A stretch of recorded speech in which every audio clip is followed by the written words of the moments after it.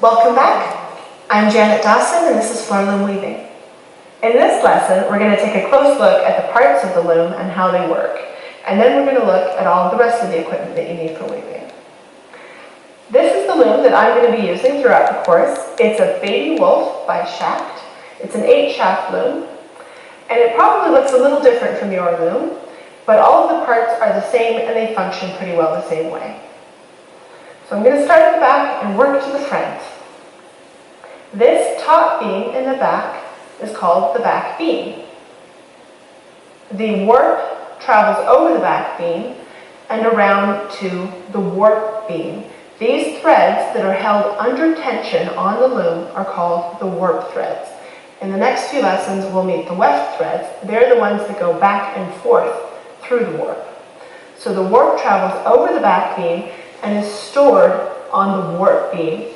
And you may be able to see that the layers of the warp are separated with paper here. That's known as packing. There's also some beams at the bottom on the floor that just keeps the structure of the loom stable. The warp is held under tension with a brake and tensioning system. So this loom has a tension brake right here. There's a band that goes around the end of the beam. Some other looms may have teeth and ratchet that's held in place. The crank is connected to the warp beam and lets you turn it forward and back. You need to do that when you're winding the warp on or when you're letting some warp off. Moving forward, we get to the middle of the loom, which is known as the castle. This is a low castle loom. Some looms have a high castle, and the shafts, which we'll look at in just a sec,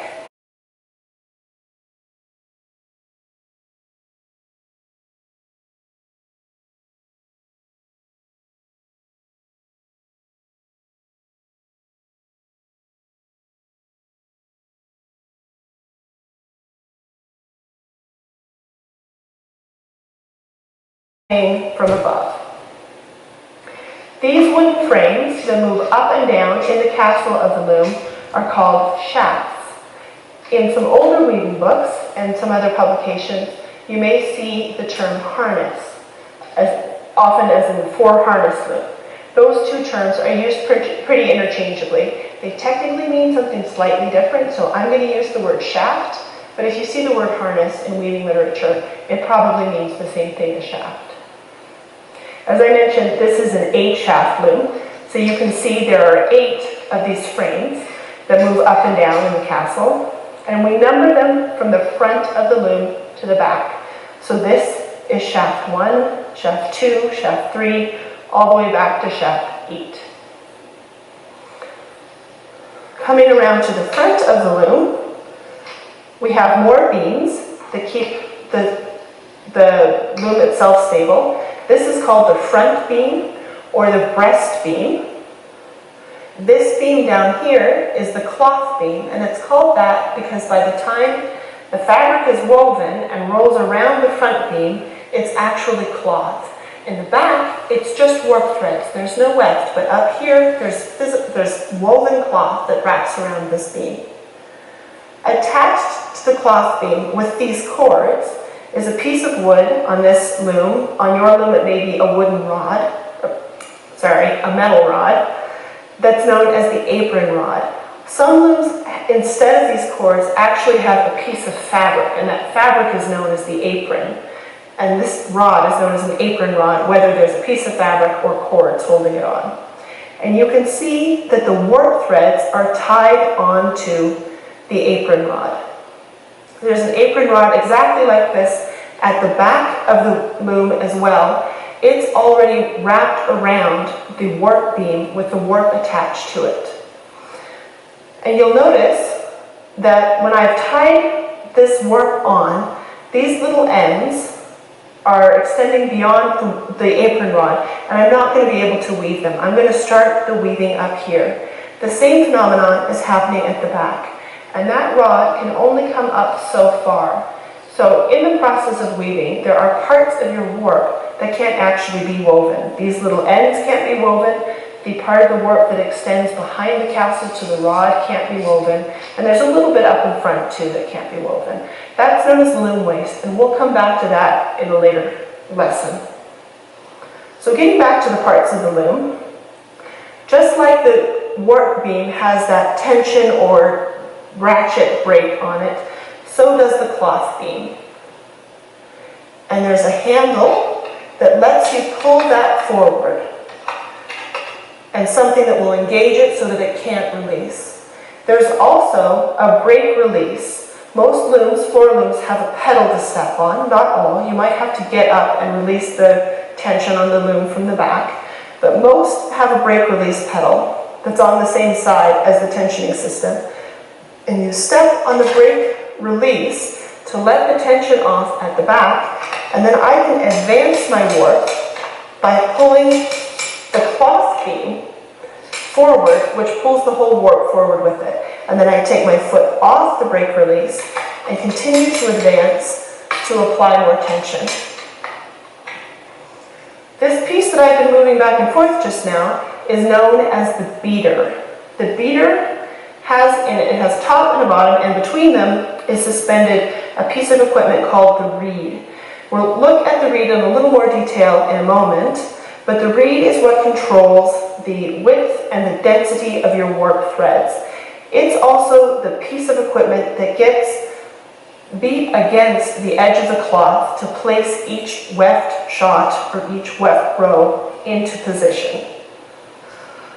If I move the beater out of the way, you can see that hanging from each shaft is a set of little, in this case, metal wire heddles, they're called. On some looms, these are made out of a nylon cord, and on some looms, they're made out of string. The heddles are all suspended from a heddle bar above and below, and in the center of the heddle is an eye. And through those eyes that each of the warp threads are drawn before they're tied. They go through the reed and then they're tied to the front of the loom. We'll see that entire process in detail in a couple of lessons. But each heddle hangs from a shaft so that when I step on the next piece of equipment we'll look at, which is the treadles, they're down here on the floor. In order to lift the shafts, some of those heddles go up and some stay down. So we'll talk a lot about that in a little while. These treadles are connected to the shafts via a couple of parts of the loom known as lams, and in this case, jacks. So there's a cord in this case that connects the treadles to these horizontal parallel bars. Those are called lams. And the lams form the connection between the treadles and the shafts. They are what allow you to connect a treadle to more than one shaft. If you look closely, you can see that this treadle has two cords going to it. And when I step on this treadle, it pulls down two lams. That causes two jacks to pivot and two shafts to go up. This is called a rising shed loom or a jack loom because it has those parts, the jacks that cause the shafts to rise when I step on a treadle. Your loom might not have these jacks. If you have a floor loom, it's likely to have the lams, but there are some kinds of looms that instead of lifting shafts up that are connected to the treadle, pull them down. Those are known as counterbalance looms, and they're also known as sinking shed looms because when you step on a treadle, it pulls down the shafts that are connected to them. So if your loom looks a little bit different from this, don't worry, you can still make use of everything that we say throughout the entire course. You'll get the same fabric. It's just that your loom works with a slightly different mechanism. If you have a table loom, there are no treadles at all. Instead of treadles and lams and jacks, there are levers that lift and lower the shafts.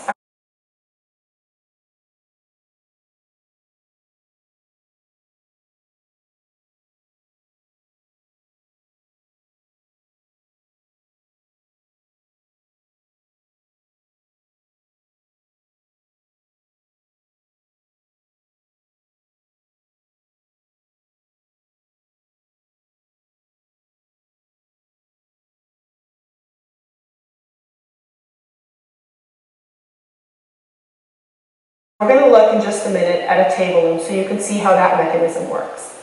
There are also some floor looms that don't have the lambs and the jacks. They just have a direct connection from a single treadle up to a single shaft. Those are called direct tie-up looms, and you can also use a loom like that for this whole course. And we'll talk in a little while about the difference between that kind of loom and this one, and how you might need to adapt written patterns to use it for your loom, but it's not a limitation in any way.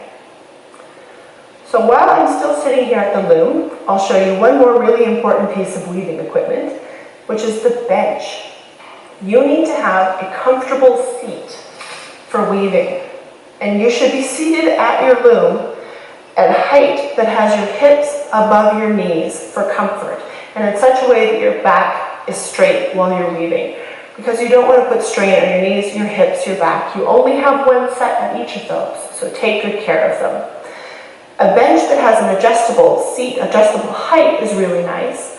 Or a lot of people like to sit in an office chair that they can lift and lower. Just be sure that you can get it close enough to the loom that you're not having to lean over in order to reach. Another thing that's important, especially if you have a bench instead of an adjustable height chair, is to have a second chair handy that's a lower height, because there are several steps of the warping process and a few other things that you're going to do at the loom for which you need to be able to see very closely, and you're not going to be treadling, so it doesn't matter so much whether your hips are above your knees. And in that case, it's better to be seated low so that you can see more clearly without bending over as much. So that's why I have this second chair here. I'll be using that several times throughout the course, and you'll see me switch back and forth from the high seat to the low seat. So that's all the parts of the loom and the other equipment that I've got right here. So let's go over to the table and have a look at the rest of the equipment that you'll need in order to weave.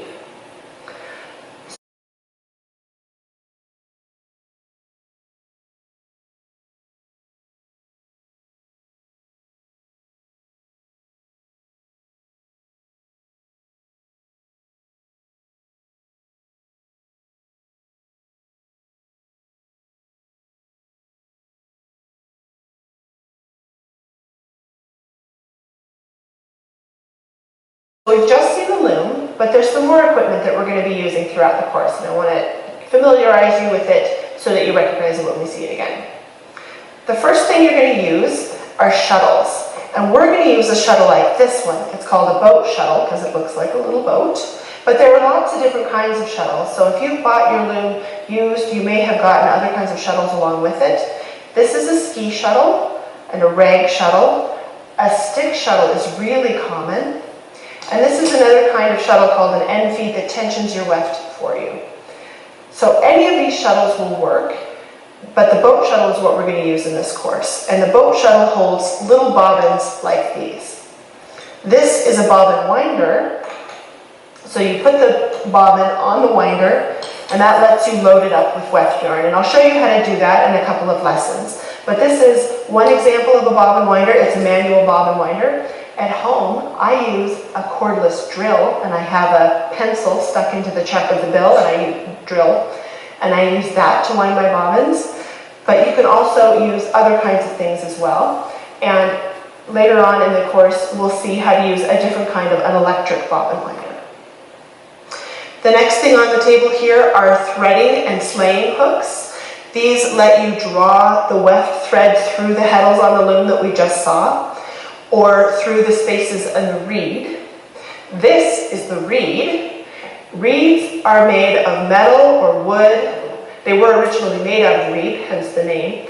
And they divide the length up into sections of an inch. This particular reed is an 8-dent reed, which means there are 8 of these little teeth, or 8 of the little spaces in every inch. And that controls how close together your warp threads are. It's a little like your gauge in knitting.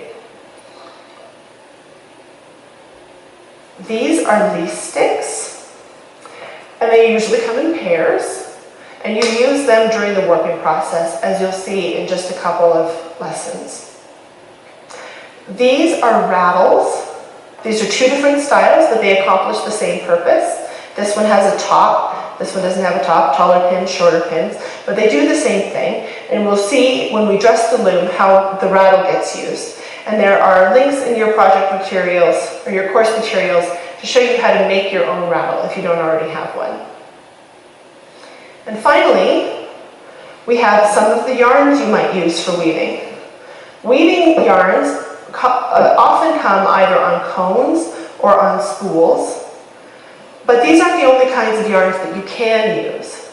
You can also use knitting yarns that come in skeins or in little balls. If they come in skeins, you need to ball them up yourself by putting it on a swift or finding a helpful volunteer who will hold it on their hands and then using a ball winder like this one or winding it into a ball.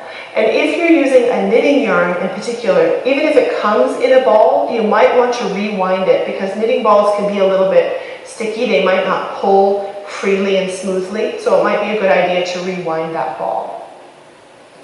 As for what you can use for weaving yarns, anything that's strong enough to stand up to a little bit of tension on the loom will make a fine warp. So if you can hold it with your hands a couple of feet apart and give it a good tug and it doesn't break, that'll make a fine warp.